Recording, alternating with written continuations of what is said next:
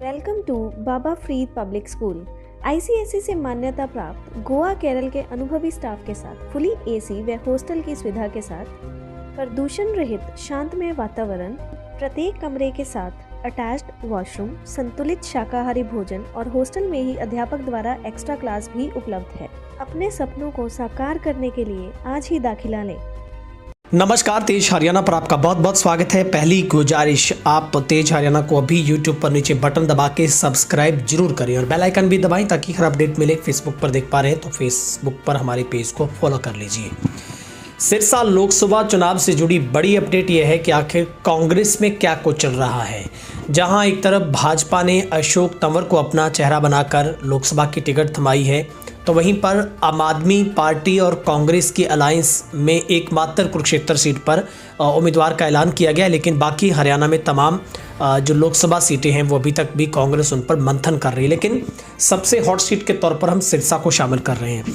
सबसे बड़ी चुनौतियां सिरसा में इस बार कांग्रेस अगर लोकसभा में चुनाव यहाँ से लड़ती है तो बहुत बड़ी चुनौतियाँ उनके सामने हैं। ठीक पिछले 2019 के चुनाव की तरह कांग्रेस के सामने वो चुनौतियां कहीं न कहीं आड़े आ सकती हैं। धड़ों में बंटी हुई कांग्रेस बीजेपी सरकार के खिलाफ सिर्फ और सिर्फ सरकार विरोधी लहर के सहारे ही जीत में तब्दील होने की आस लगाए बैठी है। पिछले 10 सालों से अगर बात करें तो संगठन खड़ा नहीं कर पाई है। जिलाध्यक्ष से लेकर ब्लॉक अध्यक्षों को भी अभी तक नियुक्तियां हैं वो लंबित पड़ी हैं। लेकिन सिरसा में सबसे ज़्यादा अगर चर्चित कोई चेहरा इस वक्त चल रहा है तो वो हालांकि जो एसआरके ग्रुप में बंटी कांग्रेस, एक तरफ हुड्डा ग्रुप है, दूसरी तरफ सैलजा ग्रुप है और वहीं पर एसआरके ग्रुप की जो सबसे बड़ी डिमांड सिरसा में है वो कुमारी सैलजा को इस बार एमपी की टिकट दिलवाना है।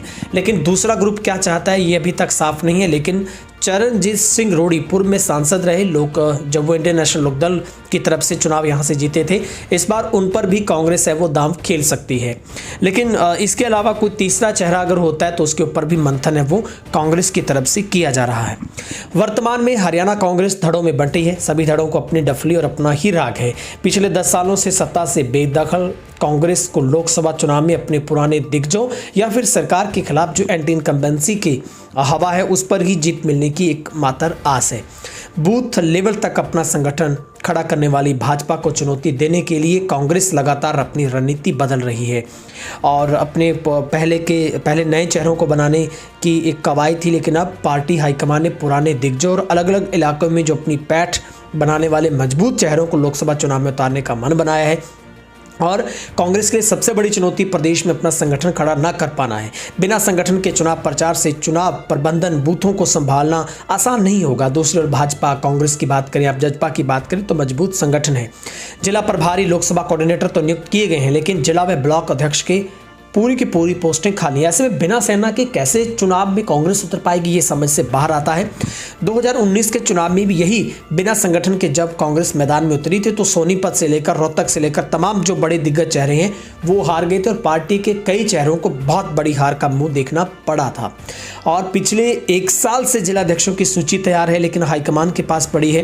पूर्व में प्रधान अशोक तंवर रहे, कुमारी सैलजा रही, मौजूदा प्रदेशाध्यक्ष की बात करें चौधरी उदयभान उनके नाम शामिल हैं और उदयभान को भी प्रदेशाध्यक्ष बने हुए 2 साल हो चुके, लेकिन उसके बावजूद भी जो सूची है वो अभी तक अटकी हुई है।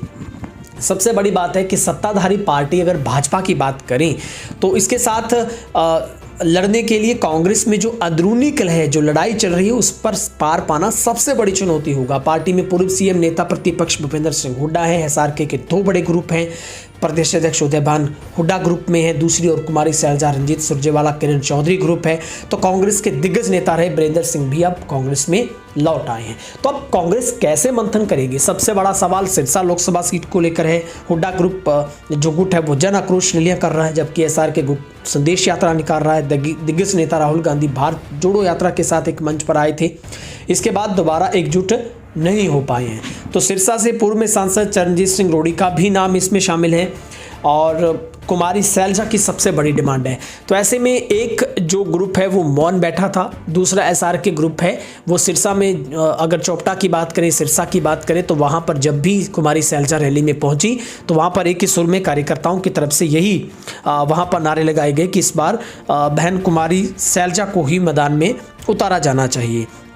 तो उम्मीदवारों की घोषणा ना होने से वोटर भी मौन हैं। लोकसभा चुनाव 2024 की घोषणा हो चुकी है। चुनाव की आचार संहिता लगते ही सिरसा में सरकार की योजनाओं के पोस्टर उतरने शुरू हो गए हैं और सिरसा संसदीय सीट पर भाजपा का एकमात्र चेहरा जो मैदान में है, जबकि कांग्रेस, इनेलो की बात करें, जजपा की बात करें, ये प्रमुख पार्टियां अपने उम्मीदवारों की घोषणा अभी तक नहीं कर पाई है।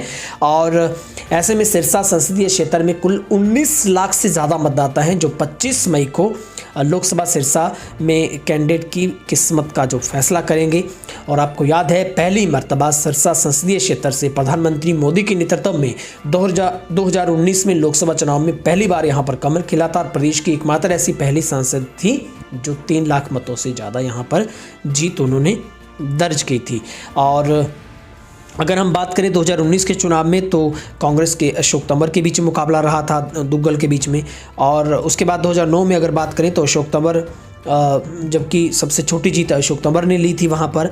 और चरणजीत सिंह रोड़ी हैं, वो उनको टिकट जब दी गई थी तो उनसे अशोक तंवर को 1,15,000 से उन्होंने वोटों से हरा दिया था। तो आपकी राय हम देखेंगे कमेंट सेक्शन में। आपको क्या लगता है, क्या इस बार कांग्रेस भाजपा का खेल बिगाड़ सकती है सिरसा में? क्या एंटी इनकम्बेंसी का सहारा कांग्रेस को मिलेगा? क्या गुटबाजी है वो भाजपा को पूरा प्रॉफिट दे देगी? और किस तरीके से क्या आम आदमी पार्टी का वर्कर भी सिरसा में पूरी सपोर्ट चेहरे को करेगा? क्या कुट्टों में बटी कांग्रेस एकजुट होकर एक मंच पर आकर लड़ पाएगी? तमाम सवाल है, आप अपने जवाब, आपकी राय कमेंट सेक्शन में रखिएगा। बहुत बहुत शुक्रिया।